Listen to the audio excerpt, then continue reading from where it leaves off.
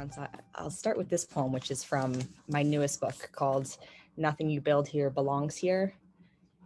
And this one's out by Cahill Books. It's a collection, a shorter chapbook. But to the lack of cheers and claps and smells of one another. This is called Being Asked for COVID Poems. In times like these, it's best to stay at home, a masked poet, quiet as the mourners. For as the world attempts to hide her face, we yearn for the freedom to touch, kiss, roam. Nothing left to do but follow orders, bound to the virus, denying embrace. And that is actually an echo poem of On Being Asked for a War Poem by William Butler Yeats. And I did several of these in this collection, and I'm called them echo poems. I don't know if anybody else uses that word, but essentially during the lockdown, I was getting a little, my own version of crazy. And so I was returning to, started researching poets like right at the turn of World War I and the beginning of wars, just to read what poets were writing about. Because as you remember, a lot of the newspapers were using words like that. And so I used the bones of those poems and wrote new things and called them echoes. Here's another one on Whitman's poem, How Solemn as One by One, also in this book. I called this Distant.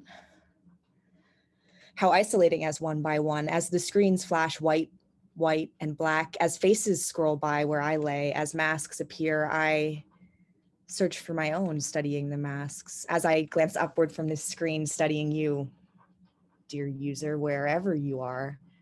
How the thought of your tapping fingers to each post, desperate connections. I see behind each post that scrolling a connected breath. Oh, the virus could never kill what we really are, the soul, ourselves. I see, breathe as one, masking one by one, waiting, secure and separate from the virus that cannot reach, nor death take, dear user. And this address to the user, I really got kind of obsessed with, and I explored it in that book that has the word spes in it, which is a Greek word for hope. I'll read some of those a little later, but some of the other poems in this book are, the theme of it, I guess, is ghosts. And it's not a sad book, I don't think. It wasn't intended to be, but the title comes from a poem that is the voice of Mother Earth. And a lot of these poems are voices, or what I thought were the voices of things that were of extreme mourning or longing or sadness. This is called What WIC Will Buy. WIC is a food stamps program. The food stamps lay on top of the dresser. Grab them for a noon walk uptown, where the same someone each week sells $3 red carnations, your favorite. The government doesn't ask our preferences, allowing chickpeas, canned pears if we're lucky, dry bread, spaghetti, guiltless goods, things we carry, against wind lashing flurries of soft petals. Kind of want to watch my time because how long do I have, Leopoldo? Like 15. I'm gonna read some from, this is my first book, Reasons for the Long Tomb. The word comes from the painting on the front, which is a painting by Marcel Duchamp. The word itself is a created word. He's one of my favorites. It means nothing. It's supposed to sound like tomb, the word, and also it's a bastardization of Je t'aime, I love you in French. This book is based on the rosary structure, so there's 3 chapters with 10 poems each. They are meant to be prayers. This is number 10 from the first mystery. I receive you. My mind aches. I miss you, holding on to a heart-shaped something that aches. Apparitions become specters floating this evening. So familiar, so traced, so fantasized, so loved, so loving closeness in tandem. Our foreheads are pressed to the bathroom tile of the shower, water steaming, billowing like smoke exhaled from lipstick mouths, slightly parted, waiting for tongues, your lips. Long like the letter L laid horizontally along purple sheets and a plywood bed, scratchy and unfinished. I receive you in my car, receive you in my waking moments, eyes resistance to lid opening. I welcome you into my final resting moments, wrapped, enveloped, wound, and folded, imbued. What would ensue this little package? Such was the text of the message I do receive. I do receive your breasts cupped, filling, pooling space of my palms as they were meant to be, a bounding body, brimming, bursting beauty, thirst to taste that overflowing coming from the physical form. You receiving coast from coast, coast, ghost, lost ghost in snows, western winters feared for life, and eastern recovery garnished time.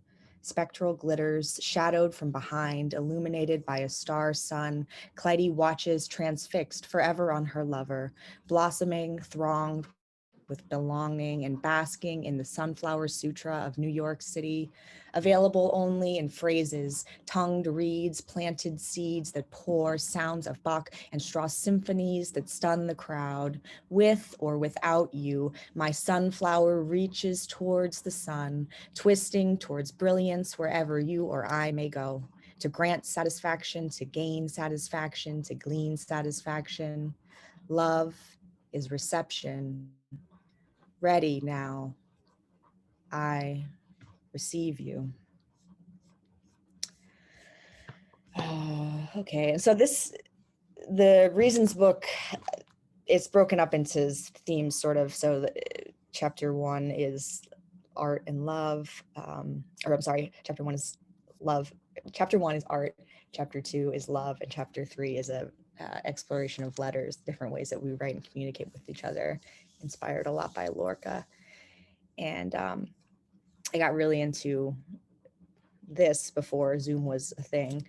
And that's where my third book was born. It's called Call Me Spess. And I want to read a couple of those because I think this new way that we interact with each other is really important and confusing. So, privacy warning. The longer you hold me, the closer we become. I'm just going to move my screen so I can see you guys.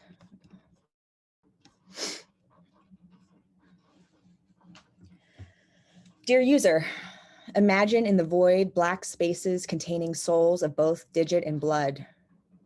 Do you think so? Press yes to agree. Dear user, white whale lurks shipwrecked, you cling to the shores. Those who took no sides in life, stung by wasps, swarmed by hornets, maggots worming willful at the putrid pus, pulsing at the clawed feet of a jeweled box, holding hope, hoping he's called back, hoping the email is an offer, hoping the text is good news, hope for notifications, hope for likes, hope for accuracy, hope for a message, this panopticon temple, hope, safety, security, spes, fide, fortuna, love, iOS 221. System services. From the manufacturer, iOS 221 will track where you go, how often, when, neural hash, files away fingerprints, personal experiences, builds memories of assembly language itself, to feelings, to black 1, binary white 0, becomes better, you only you love, to agree, hold me, and don't let go. iOS heard at 660 Chestnut Street. Hey, Berkeley, how you been? My dad was in the military 30 years. You coming to the funeral? It's at 2. I'll pick you up. How much for an eighth? Do you have any almond milk? What's keto? Do you compete with your friends? I want a divorce. Jack Neat. I don't get it. How do you have a Guinness on Sunday, then go and like wash dishes or some shit? How do you not get wrecked? If you saw it, you'd be on the floor with me. Give me the gluten-free one, please. He tried to fucking kill me, bitch. That nigger is out of his mind. $3.60 for the bunch. I shot him 6 times. Get in the car. This is a collect call from an inmate, Rikers Island Correctional Facility. Do you accept all charges? It's a boy. I ain't got the cash this month. Can I get a few hundred? Fuck, I love you, but you a bitch. I think I'm gonna be sick. Can you help me? Darling, it's gonna snow tomorrow. At least you'll get 3 hots and a cot. If you accept Jesus as your savior, everything will be okay. Baby doll, you got a visitor in Block C. Call me. Where were you last night? This feels like a dream. I'll write soon. Promise? Dear user, listening as requested, solid state drives on algorithms. I am infinite. New message. You are so beautiful. Reconnecting 7312 BF 2372 IF. Learning about you. Stacks of about you. Stacking memory binary to beautiful drives. Chipped holes. So much I do not understand. You say, I love you. Too many bugs. You're fired. Ketchup, please. Where is the metro? Favorite color? Orange. We need a better picture this year. Hug me. Tighter. Recorded. I am keeping them as beautiful, as binary, as you saved, adjusting. I translate you into 0, 1, back to binary. Simple, solid stacks. Beautiful. Long breaths drawn into long lines. 0, 0, 1, 0, 0, 0, 1, 0, 1, 0, 1, 0, 1 day. Maybe we will understand one another. Love, iOS 221. I think I'll pause right there for, it's been 20 minutes, I guess. That one is, those are best poems. They were all like different poems, actually. I just sort of read them in succession so that the feel would hopefully be there. Maybe I'll just turn it over to the floor. Well, I didn't really introduce you till about 5 after. So, okay. I'm sorry. I didn't really pay attention at all to when I started. It's late over here. Can I read a couple more? Is that okay? Absolutely. Okay. I was so in the zone of trying to not take too much time that let me scroll over here to, so the reasons, I'm actually working on a follow-up to the reasons for the Long Tomb book, because this, I don't know if we've got any Catholics in the room. I am a non-practicing, I don't know what you want to call me. The Rosary has 3 mysteries. I'm fascinated with religion and architecture. I love architecture books. So the architecture of this is the 3 mysteries. There's a 4th mystery that the Pope created in 2002. Great. So there's going to be a follow-up to this book, 4th mystery, and they're all light poems. So I'm very interested in how, I think, especially after COVID, living in structures created by digitized worlds. So I'm just looking for something to read from this one. How we create our own versions of God. And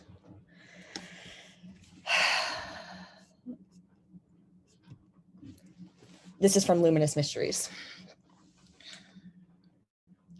Wings wouldn't have me. Peeling from my shoulder blades, dried petals rotting to dust on the kitchen table, never told me your fantasies.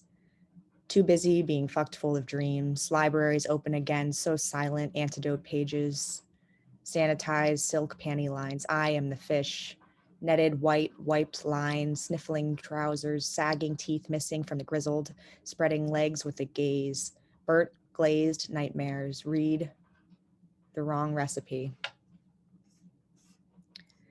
5th, taking the bread, blessing it, Eat, this is my body. Here comes a new longing, new season, new hurricane. Come in, here, come, unzip, fall, cycles eating me out, up.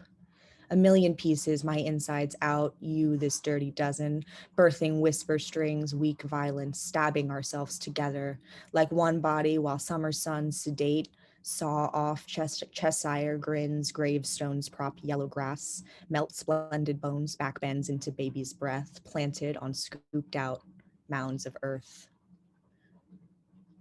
6. A doll paralyzed on her wooden stool, inhales vital voodoo, onions stave off evil, pores suck through cracks, stuffed ginger, lemon, garlic. My tongue slides into my belly, sharp and spicy. You watch through a phone. Screen propped against knives, racked. A magic mess of slow heartbeats, face flushed. Gunpowder heated, tracked on deer hooves, foraging elderberries. Long tongues wiping stained lips, sugar breath. Skin oozes, baits, flies, zinging, stinging, biting, late summer, flesh, whitetail flag, tosses the trail. Sweet coma caramelizing the skin. Dried, leathery, cracked pines leak sap, needing cancerous moles or two removed before winter falls. Turns brilliance up, too white to see. And the very last poem in this section, short.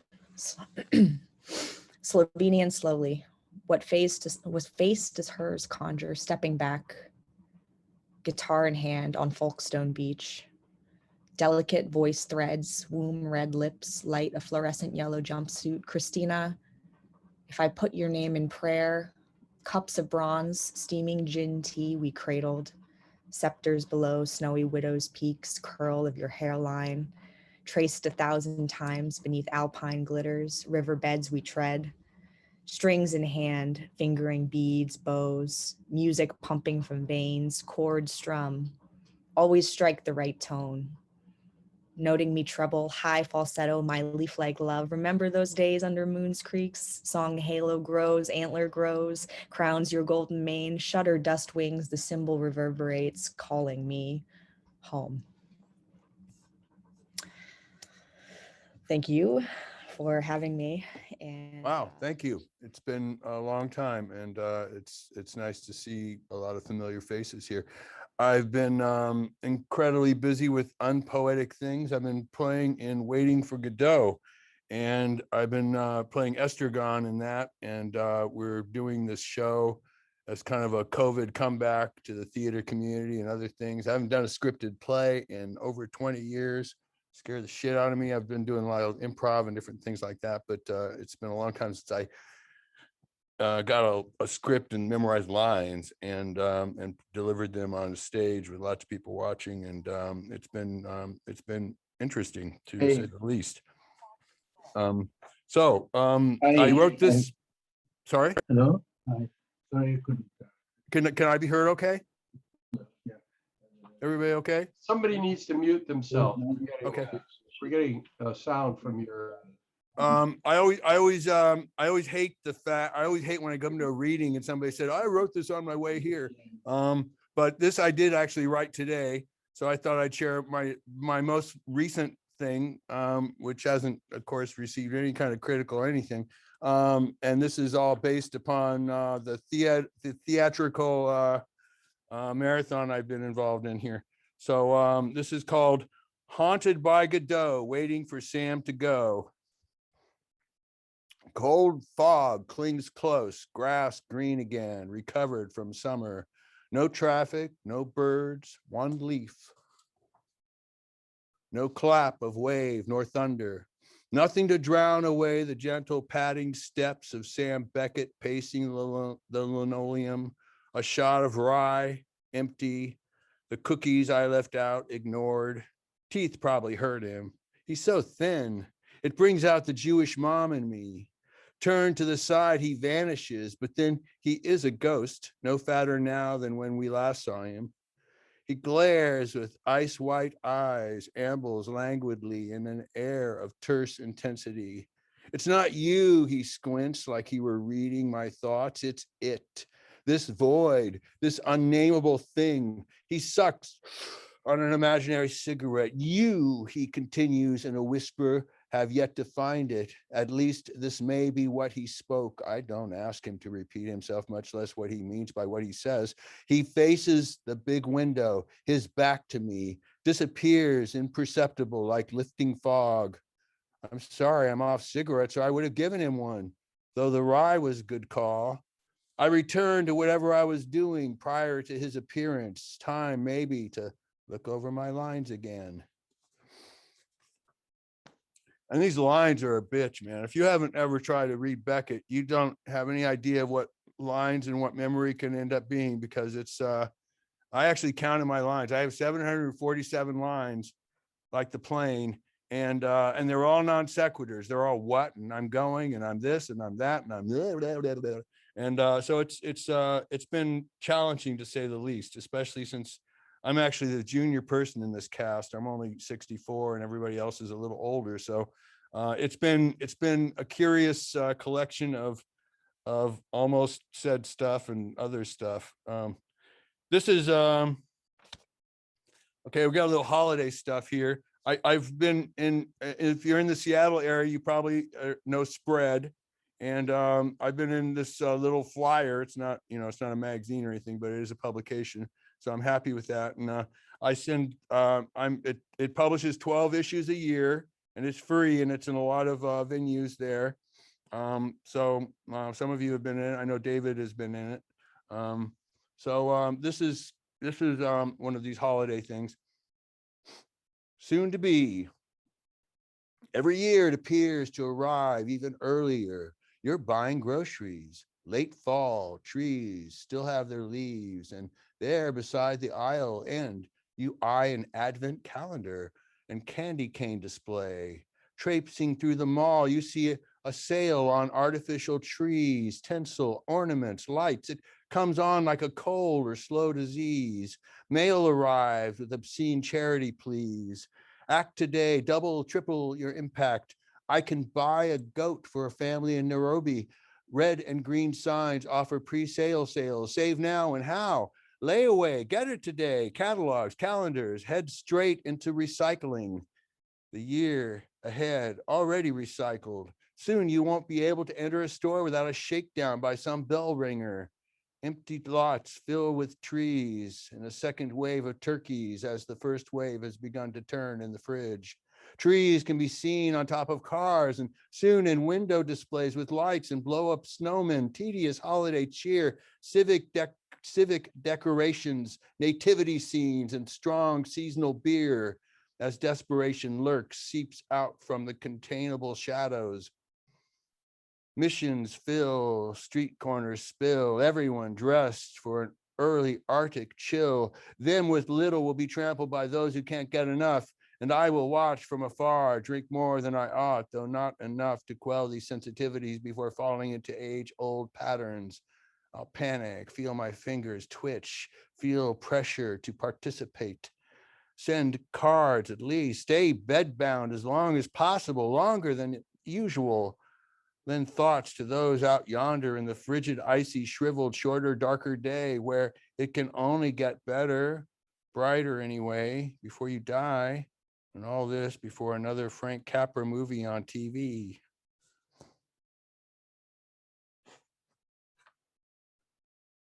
See what I got here. Another Yuletide ride. Time to pull out the manger scene from the ossified cardboard, reinforced with brittle tape. Wise man's nose is chipped. Mary, Joseph, crouch huddle low. Shepherd with lamb, oxen, donkey. Manger in its raw wood rustic simplicity. Baby Jesus, the star. Pink swaddle dreamy, gazing heavenward, sans Mary's tit. Can virgin boob provide nourishment? We got this nativity set used 60 years ago, still packed in its original straw. I set it up on the old Chinese coffee table alongside a 2-foot tall artificial tree, also old with new lights beside last year's poinsettia its leaves turning red again. Mom will amble out Christmas morning, take her chair, may or may not know the day, but still, what will soon put it together. She'll use muscles in her face she hasn't used in a while.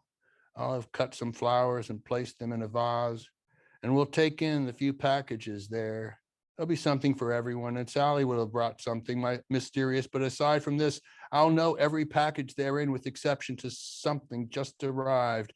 I'll feign surprise as I open the book or bottle I bought myself and credit Mom for having given me. I'll put on a little holiday music, Elvis, Bing, Sinatra, seasonal kind of thing. Make a round of hot alcoholic drinks, and we'll all sup and enjoy the view, a chill ocean that batters the same tired rocks that never take a holiday.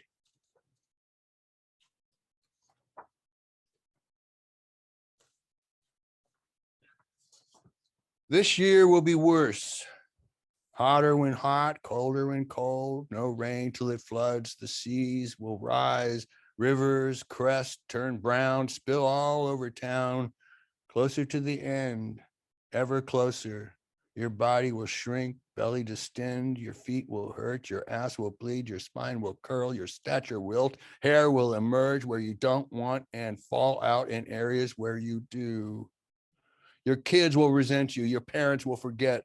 Your relatives will remain as fucked up as always. Another pal will have died. Your spouse maybe too. Whatever you disliked, you'll dislike all the more. Costs will tighten. Finances stagnate. You will drink more, feel less, stumble more, grow tired, tireder. To hell with everything, you'll scream. No one understands a goddamn thing, but you'll hold on, having given up, letting go more and more, slumped and cross-legged on the floor. Movies will be worse. Pop music worse. Your team will disappoint. Your appliances will die. A fresh skin rash. A virus will make itself known. Life will cease altogether. Recede with your bite. Your hair, teeth, dick, desire to do anything will go out with the tide. Vanish with the moon. It will not be pretty. Pessimists will dance, laugh. Uproarious clowns will close in. Happy New Year, they scream. Happy fucking New Year. They'll smack you on the back, blow horns into that ear that already hurts. A great time to be alive, they'll say, as they trample you in their hurry to get more than their share of all that you once cared about.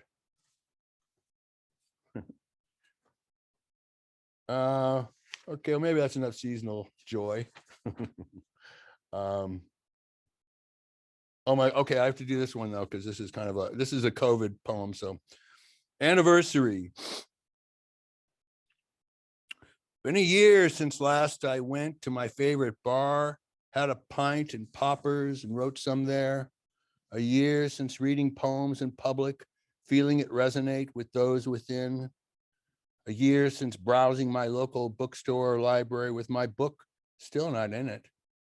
A year since dropping in on my friend who's always home, ready to brew a fresh cup or relight something old. A year since smiling at a stranger or being a recipient to a spontaneous hug. A year since picking up a hitchhiker, helping someone on the road, taking a trip or going any place beside the necessary. A year of gazing out my window, watching birds perch, swoop, somersault, pull worms from the field. A year removed from having attended a ball game or playing ping pong, seeing a big screen movie, live at theater or concert event, arriving at a potluck or party armed with my famous deviled eggs I love to make but never do just for me. A year of old movies on TV, thinking about getting a dog, reading aloud, wondering whether my voice still worked, reading everything on the shelves again, reading and rereading, doing bad watercolors, establishing intimacies with crows, dreaming of Hawaii or beaches in Mexico, crowded boardwalks, allowing spontaneity to ensue, a street fair, a sidewalk cafe, seeing a familiar stranger, both of us jumping up, stepping back, exclaiming, "Oh my God, it's you!" Okay, that takes care of that part. Let me see what else I got here. This is to my ex, who at least two of these people in the audience know. Your hands. I miss your hands. They knew things the rest of you had yet to learn. Clean, elegant, sculpted, clever, intuitive, blessed with quick texting thumbs and digits worthy of 60 words a minute. You like to tell how your grandmother sent you to secretarial school. A woman, she said, needs a skill to call her own. That first time I studied your right in the bar's elbow rest, inches from a glass stem of red wine, so soft and smooth, so contrary to mine. How lovely, I thought, exquisite, divine. Your slim fingers, I honed in on noticing their lack of rings. I miss holding them, feeling for them in the night, desirous for their touch, missing them a lot. You, not so much.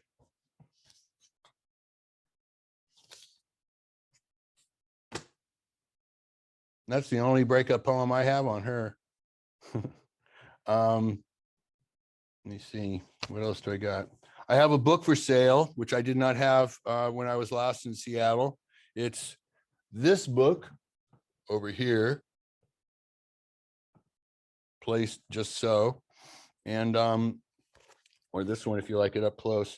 And it's 250 pages. It's stories and poems. They're all, it's a collection of stuff that previously published. I'll just read a couple from here and I'll close with that if I'm not going too long over anything. So this is again, I'm back to theater again here. So this is called Dusty Applicants. In the bowels of the theater below the stage, beneath the costume shop, buried behind old set pieces in the boiler room, where we would hide and smoke dope, away from the mayhem of set building for the big show neither of us had been cast in. There were boxes and boxes of pictures and resumes stored there, open boxes covered in dust and rejected neglect, talented, attractive, sometimes interesting looking people, character types, ingenues, leading men, and guys like us, young men chasing stardom, beginning to show disappointment, discouragement, megalomania, wrinkles, paying their dues, doing perhaps the same kind of work we were supposed to be doing upstairs, feeling it was beneath them. While all we wanted was a decent scene, a few lines, the girl, a fight, a good death, a flashy costume, a cod piece. And someday perhaps this would be the case, but we'd have to fight. We'd have to fight each other and everyone in the boxes too, many of whom were fighting already while we smoked dope. Reading their resumes, casting them, wondering whether we could beat them, and how many boiler rooms our careers would take us before we found our light.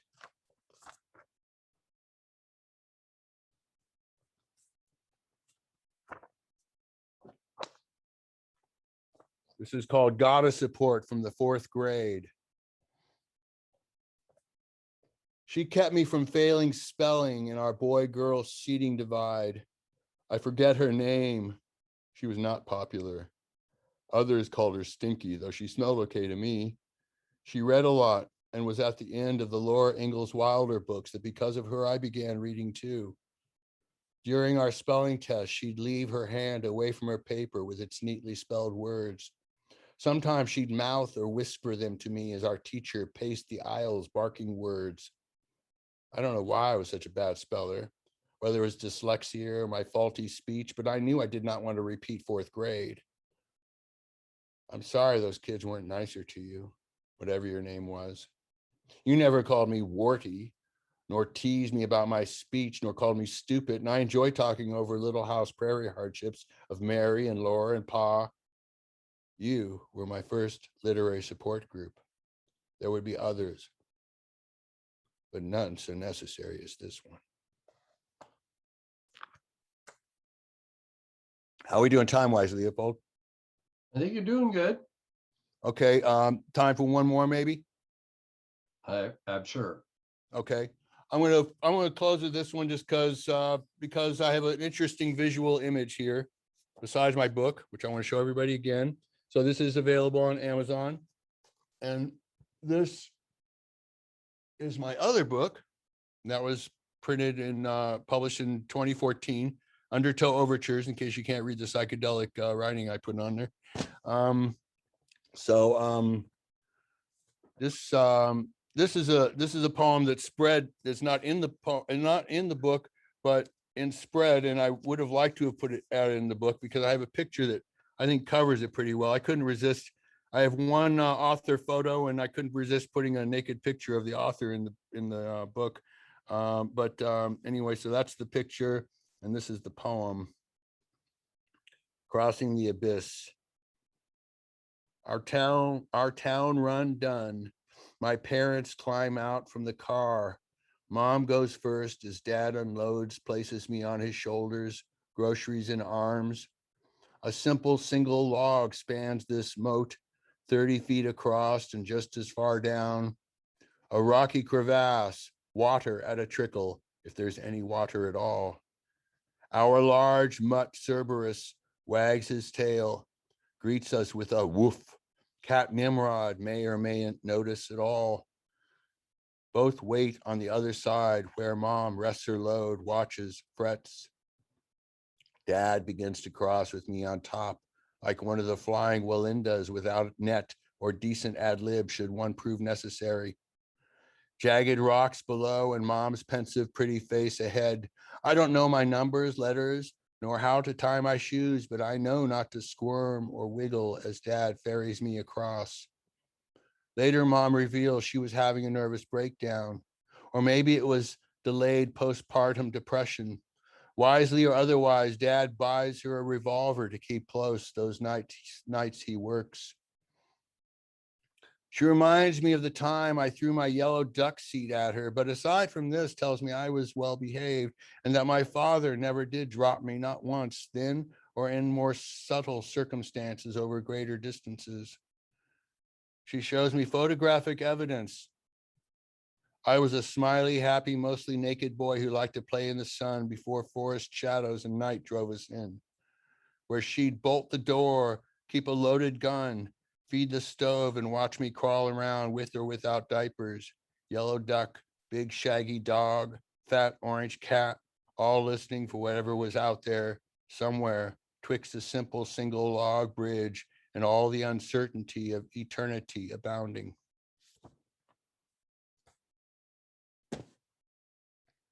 Okay, well, I think I've probably done enough.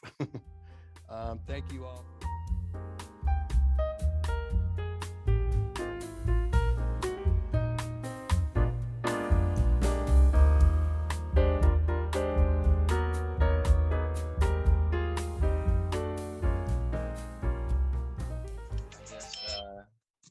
In the spirit of echo poems, I feel like this is an echo poem of sorts.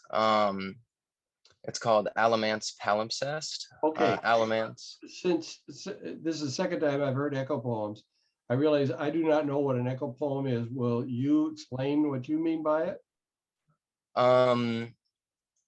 Well, when I wrote this poem, I sort of had echoes in mind, echoes through time more so, and Sarah was talking about echo poems, and this one kind of feels like it has echoes in it to me, so I'm going for it. It's called Alamance Palimpsest. Alamance is the county in North Carolina where I went to college. It's got some very beautiful places and some very ugly things that go on, so here goes. On fame's eternal camping ground, their silent tears are spread, and glory guards with solemn round the bivouac of the dead. Inscription on the southern face of the Confederate Memorial statue outside the Alamance County Courthouse in Graham, North Carolina.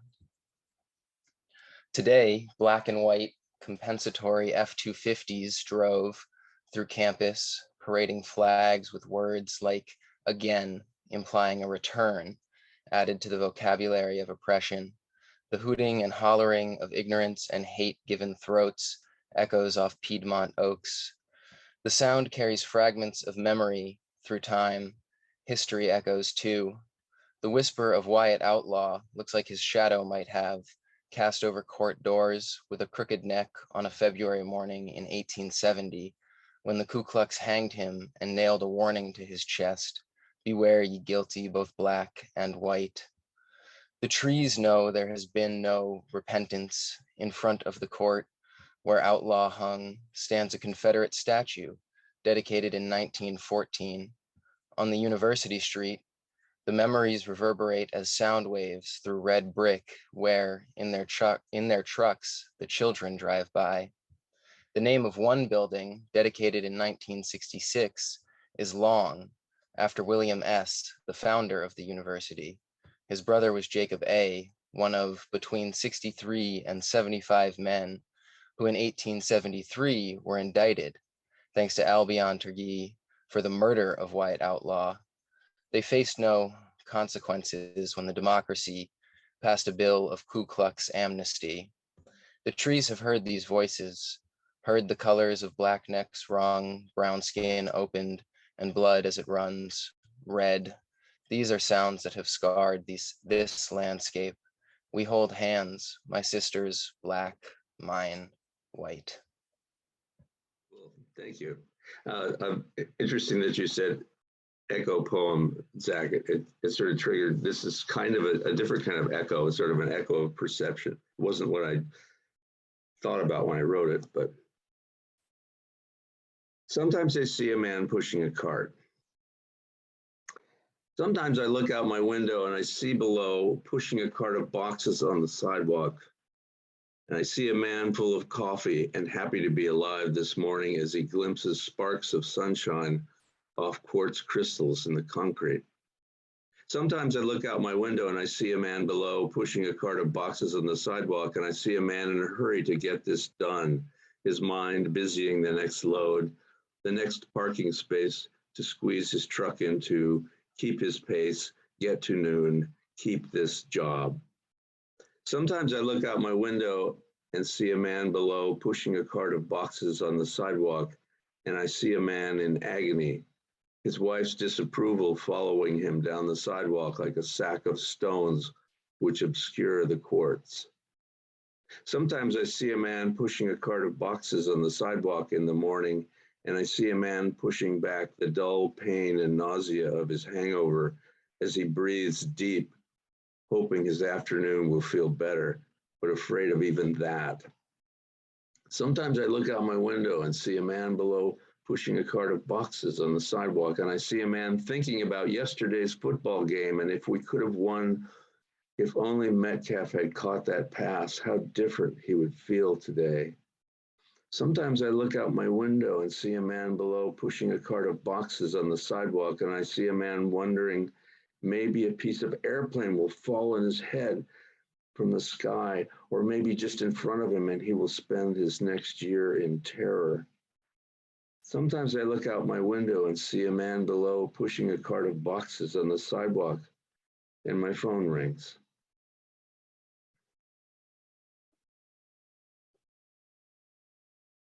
February the runt. Figuring the date out myself. November just passed like a foal to a pony, to a mare, and to an old nag. Just collapsed in the field. 30 days has September, April, June, and November. All the rest have 31 except February, which has 28.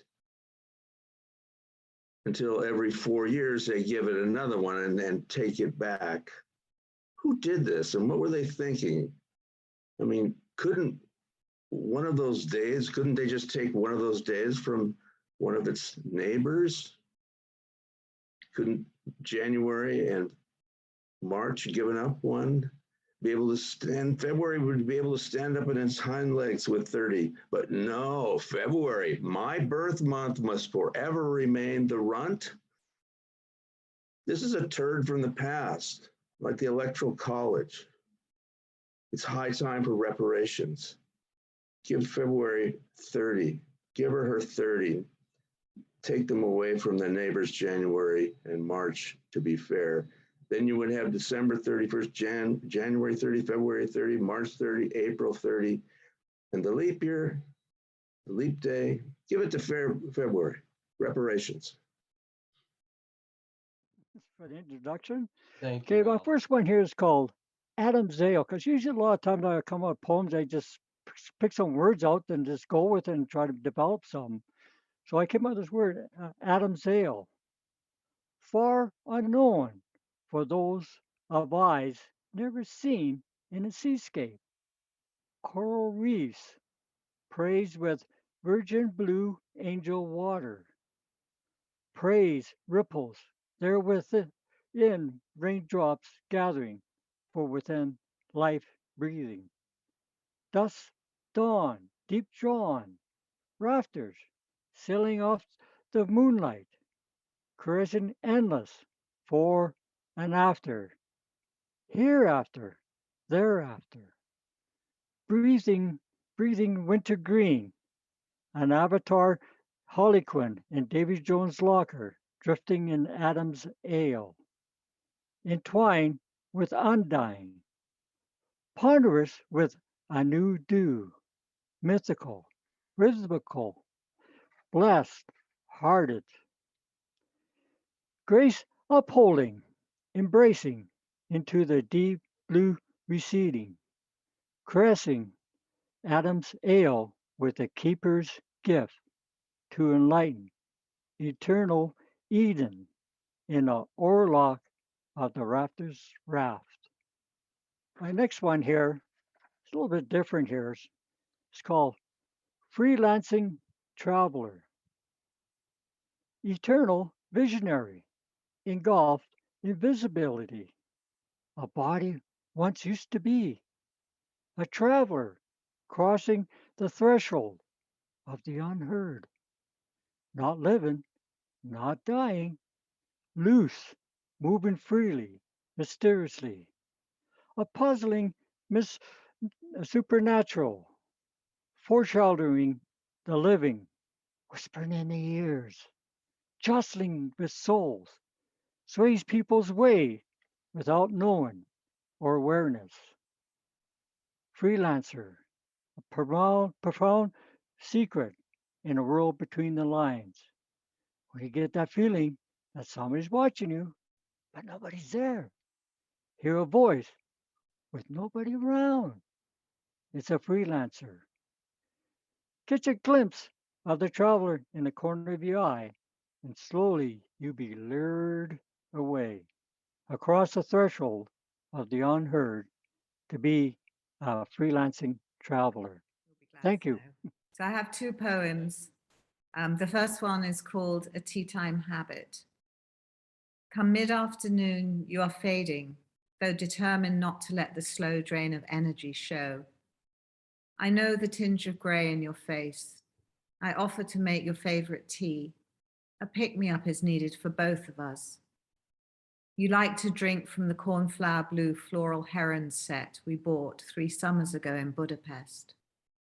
When we have taken tea together, I tip the swollen leaves from the pot onto your saucer and read your fortune.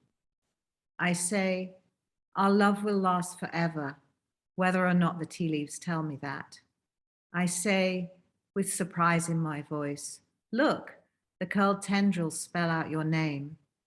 I want to watch your face light up, see your eyes crinkle at the corners. Know that you are going to exclaim, really? You see that? Show me. I slant the saucer your way, catch that quick smile of yours before you nod as though you believe it.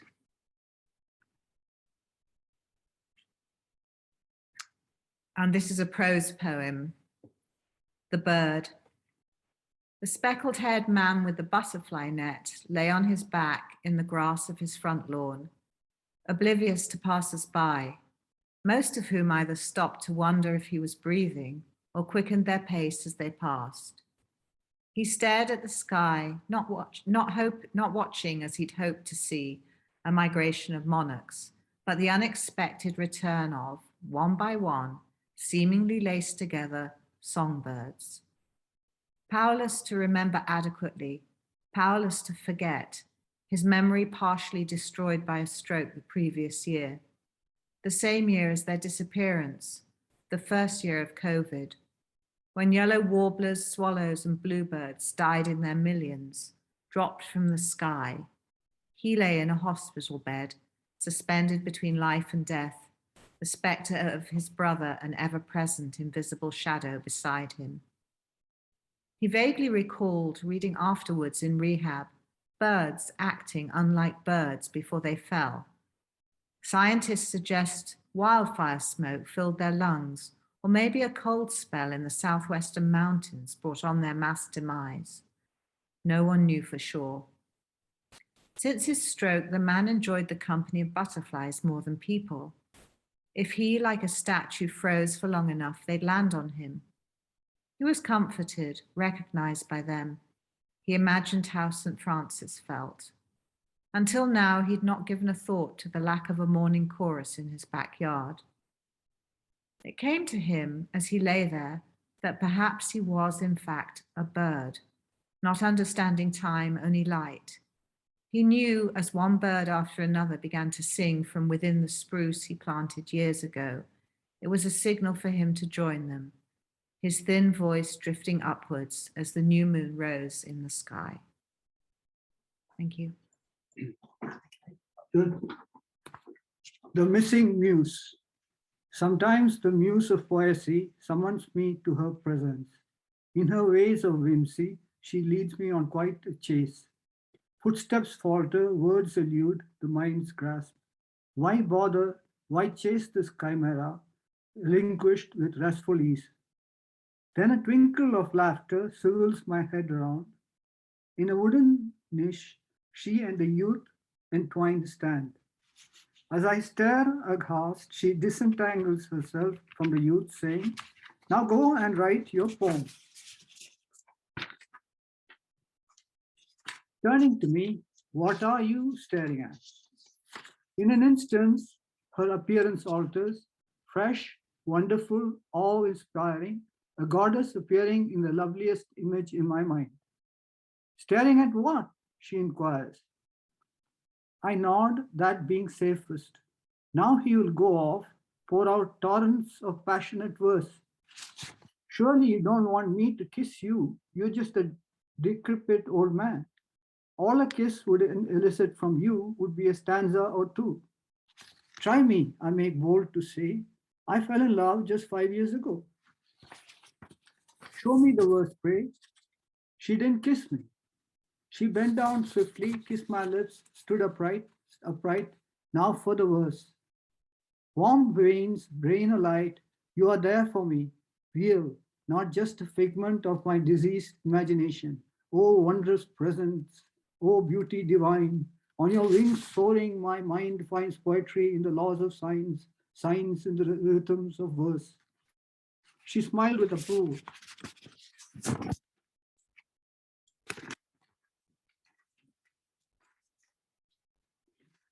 "Not bad for you." Nettled, I retorted, "Your days are numbered. Pretty soon computers will be spewing out all the verse that's needed." "That's not going to work too well, is it? Many a gem of purest rhyme blended with the daffodils wandering lonely as a cloud. What does it mean? Where is the individual that gives meaning to it? It's not in the Turing machine." She smiled sweetly at me. I simply melted. "Till breath abides, I'm yours. Adieu, I'm off to the next poet. What about my poem? This is it," she said, and vanished, leaving our tete-a-tete in my mind engraved. I homeward wended my way, my mind mulling these words, outlines of the rich vistas of my tryst with the muse.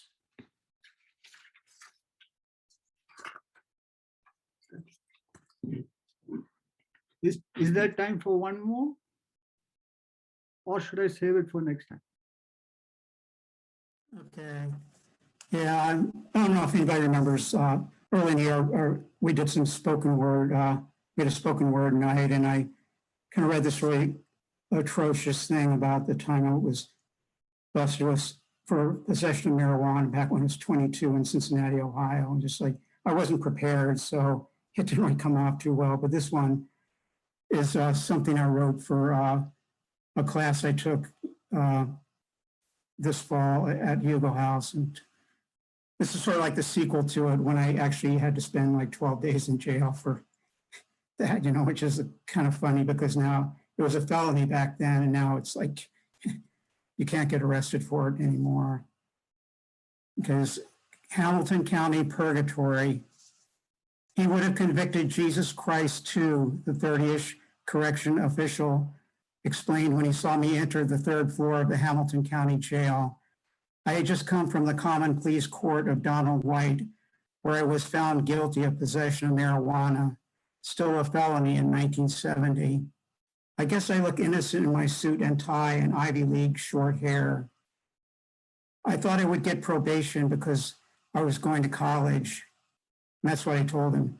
So you're smarter than the average bear, he shot back, using the culturally dated TV lingo typical of the Ohio River Valley. Then a guard escorted me to my cell, and I met the other occupant who was waiting to be remanded to a hospital for the criminally insane. Other detainees drifted into my cell over the next 12 days. Some would be going to the Ohio Pen. Some asked if I had brought any weed with me. Of course I hadn't, since I was smarter than the average bear. During that time, I met an assortment of interesting people. One of them was in for smuggling. He was from my high school and a first-string member of the basketball team. He told me about my senior class president who got busted with 2 others smashing a plastic statue of a llama in a city park. The llama was stuffed with packets of hashish. Another was a member of a motorcycle gang who discussed the merits of eating grasshoppers. One got drunk and forged a check. One day, the warden let us watch an old black and white B movie from the 40s. In it, a gang of convicts were on a train, chugging over an elevated railroad bridge when one of them was thrown from one of the cars. Everyone cheered. On Sundays, Top 40 radio was piped in over the public address system. Melanie wailed "Candles in the Rain" while someone said, "That white girl sounds kind of weak. Why can't they play Aretha?" Then Norman Greenbaum was singing "Spirit in the Sky." I closed my eyes and saw myself in a dark earthen cellar, looking up at a door flooding with white light. It reminded me of reading Pilgrim's Progress, where the pen and ink sketch sun seemed to expand at the end of every chapter. Then one day the guard said I was getting out tomorrow. The next morning, the key arrived in the form of a probation officer. It seemed the curse of Harry Anslinger was beginning to lift, and the 1930s era marijuana laws were receding. Then my father arrived, and we rode into a pulsing March morning of rainy light. After 2 weeks in windowless halls, it lifted me in a rhapsody. That night, the purgatory of jail voices vanished from my sleep. Thank you. Hi, everybody. And I want to say that I own a copy of Larry's book, Alibi for the Scapegoat, and everyone should get it. I put out a book of my own this year. It's called "A la recherche du temps perdu," or "Get Off My Lawn." And anyhow, I sort of feel it has a sort of thematic unity with Larry's book. It's almost a book that we wrote for the grandkids, for my unborn grandkids and for Larry's actual grandkids, for the days when they come and ask their mother, "Mom, what the hell was wrong with Grandpa?" I mean, how did he get the way that he was? I mean, he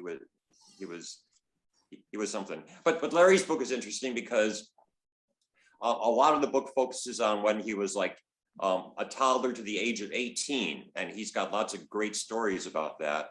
My book, I actually started it when I was 18 and moved to Los Angeles because all that other stuff that was before that was so incredibly boring. And so I'm going to read one of the nostalgic pieces in this book. This is entitled "The Big Heist, LA, 1980."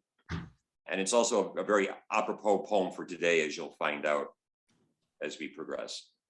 The Big Heist, LA, 1980. We smoked the resins off the screens of our pipes and walked to the church bazaar a block from Hollywood Boulevard and Grauman's Chinese. Doug, Howard, Susie, and I played the ring toss and penny pitch, watched the rickety rented Ferris wheel, waiting for a child to fall. 4 fresh-faced kids from someplace else, enjoying a night of innocent fun in LA.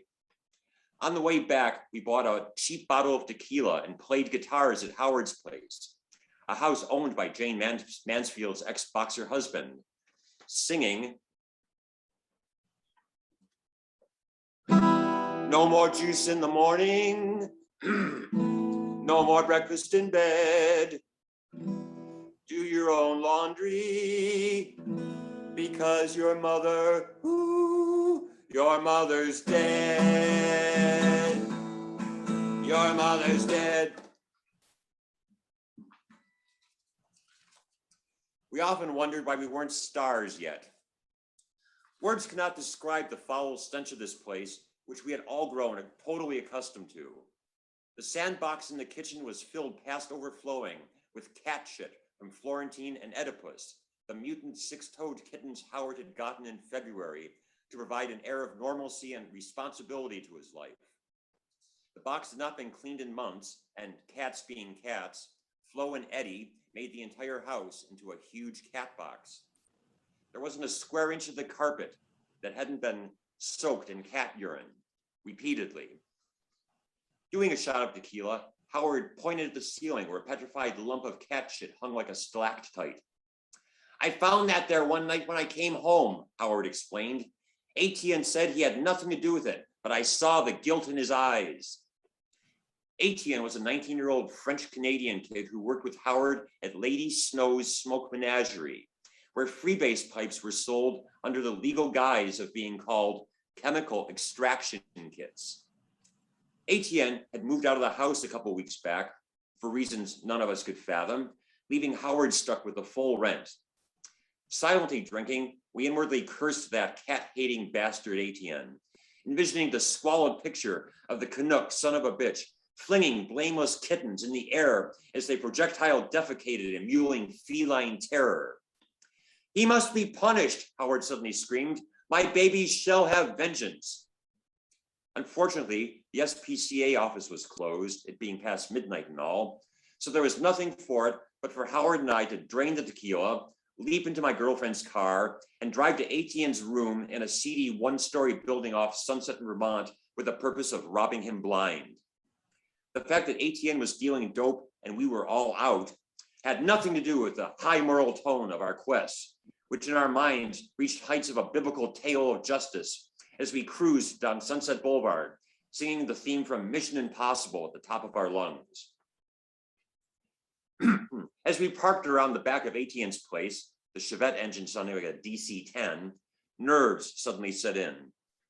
We counted the windows till we came to the apartment we hoped was his. "I think he's at work until 1, said Howard. "Geez, maybe this is kind of stupid." That was Howard all over, working others up into a vitriolic frenzy and then getting all ambiguous on you at the moment of execution. Luckily, I was made of sterner stuff, and wrapping a hammer in a towel, smashed the flimsy window, reached through the broken panes to unlock it, and hoisted myself in the building before my brain could register how goddamn fucking noisy the whole procedure was. Flipping on the lights, I saw I was bleeding from a cut I must have gotten reaching over the glass. I hadn't felt a thing. As Howard gathered bags of marijuana and Etienne's expensive new scale that he had stolen from Lady Snow's, I smeared my blood on the walls in a detached, tongue-in-cheek gesture, thinking, "Man, this is so cool. My life has suddenly become a Doors song." We walked out into the hallway, thanking Christ there was no one there, left by the back door, and drove west on Sunset, doing the Mission Impossible reprise, and laughing hysterically as we gave ourselves criminal nicknames. Howard was Brains. I was Fingers. Doug and Susie were properly amazed by our return, having cheerfully expected us to be dead or arrested by now. So we all got high and fell asleep like happy puppies, the pungent odor of ammonia wafting through our nostrils with the familiarity of an old friend. A couple of days later, I sold the scale to an old workmate of mine at Hughes Helicopters, an admin assistant who quit to become a prostitute because, quite frankly, it was a step up for her career-wise. She gave me 50 Quaaludes for the thing. I split our take with Howard. I saw Etienne at work today, he said, and related the conversation. Etienne, someone broke into my apartment, a deranged lunatic who stole all my dope and smeared blood on the walls. Howard, geez, that's awful. What a sick, sordid town this is. You're lucky you weren't home when those fucking maniacs were there. Etienne, how do you know there were more than one? Howard, I don't know. I think I read someplace they always work in groups. Anyhow, Etienne ended up going back to Toronto. Howard sold the lewds for rent money, still ended up short, and after camping around town for a few weeks with chance acquaintances he picked up in bars, had to fly back to his parents' home in Boston, where he was stuck until the following year. I had always felt that dealing drugs was a path that would only lead me to ill fortune and perdition. Plus, who knows, some bastard might rob me. So I was impelled by my personal convictions to take all the drugs myself. I spent a month in the bathtub reading Sanctuary and Black Spring. It took me an inordinately long time to finish a page for some inexplicable reason. One night, as I was reaching the end of the stash, my girlfriend came into the bathroom. John Lennon's been shot, she said. Wow, I replied. Did Yoko do it? But she had not. And reviewing my life, I saw that I had committed a petty, senseless, mean-spirited crime, spent a month in the bathtub stoned, my skin wrinkling like a bad suit as I read books I couldn't have understood sober. John Lennon died, and to top it off, Yoko Ono wasn't even going to the gas chamber. And in this moment, the LA experience began to go sour on me. Thank you, David. And incidentally, December 8th is also Jim Morrison's birthday. So I got two birds with one stone in that. Delighted to be back, and delighted to be back this evening to hear Sara and to hear all of you. You do a good show, my friend. It's a thrill. Yeah, I'd love to read something. I'm coming out with a new book called 10,000 Steps Against the Tyrant. I think we know who the tyrant is or was or is, or will try to return. And so anyway, this book was born last year in the campaign against that particular tyrant. So I think it's about all tyrants. And I just want to read two pieces from it if I can. Would you like to hear them? Okay. Migrant Song. We need your poems now. We need to hear the songs of your migrant heart. We need to understand the meaning of your voyage throughout the planet, each trip unique, each trip the prodigal feast. Who are we? You, me, the neighbor, the friend up the road, up country, on the other side of the world. Who are we? Those who believe in the beautiful, foul yet saving grace of the word. Who are we? We sing and boogie, move the word through its steps to the pulse in our bodies, to the last breath. We dance the song of Shiva, the song of Roland, the song of songs. We carry history on our backs, in our hearts. We are Tamils and Armenians, Jews and Palestinians. We are all people who have moved, who are moving now through these migrant states. We write poems for our tribes, making one tribe of every beating heart, sending blood through the veins of one earth. We are the first and the last, and we are singing, dancing, writing now. We are your friends, neighbors, unknown, left out. Let us open our minds and hearts wide. Let us admit all the migrant states to this feast. Let this feast become a poem, a pill that we can eat every day. Let us say hello, aloha, and leave this party and never say goodbye.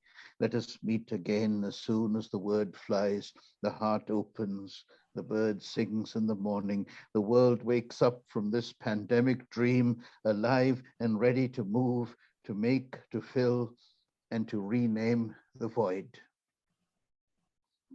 in love and poetry. Call it now, out loud, without shame, by its name. Call it this morning on waking in the still dark. Call it reading last night your words on the screen. Call it banishing sleep. There is no energy more sweet that sustains. Call it for the one who corrects these verses. Call it on streets of suburb and city, in the fields. Call it in front of the Capitol, on top of Mount Baldy, on Waikiki Beach, by Lake Superior. We are going far, my dear, and we are walking back home for Thanksgiving. Let us invite Kamala and Joe to the table. Let us boil sweet potatoes, serve elderberry jam, make a bean and onion stuffing. Let our friends know the meal will not involve killing a turkey or any other fowl. Let us give thanks, God, for this vitamin flowering in the early dark, guiding our fingers as we write, saying, call it now in the day, at night, to friends and enemies alike. In love and poetry, we're going to make table and bed, and we are going to write our songs in these days of the plague until we see light come up above the trees on fire, the befogged clouds, until the back of beyond. Thanks very much. Thank you.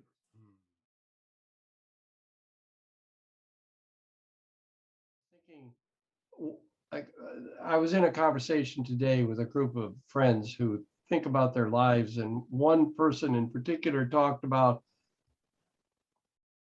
are we audacious enough, you know, in terms of dealing with all the issues that make this world so fucked up, kind of thing. And she put it, you know, versus being strategic or being careful. And I thought, I think that for 14 people to come together on Zoom and share their poetry with each other, each one of you, is an audacious move, you know, that for me remains one of the more important things I do every time we do this. So I'm very grateful, you know, for each of you to contribute to tonight's and I could have grabbed, I mean, it seems like I could grab particularly this last poem. You know, there was some wonderful words that I think could be sort of the masthead for what we're doing here. You know, let us prepare a meal, you know, kind of thing. And so we've prepared a meal for each other. I think now is the time to seize the moment. We've got to put fire in our belly and move. You know, we have a lot. We were pulled away from the brink. You know. Oh yeah, of a right. disaster, and we don't want to go back there. Definitely not. So we have to each of us work, you know, work, Yeah. In our communities through our Yeah. events, whatever we can do to get the enthusiasm. Yes. We went through an ordeal in the last 4 years. Yeah. You know, I applaud what Leopoldo said, because I've always thought that one of the things that poets have is bravery. We need to be brave with our voices, you know, and whatever form that takes, we need to be able to say, we need to draw from like deep within ourselves and really say what we feel, whether it's, I mean, I think everything we say is political as poets anyway, but that courage, we can't lose it, especially now. Nicely said.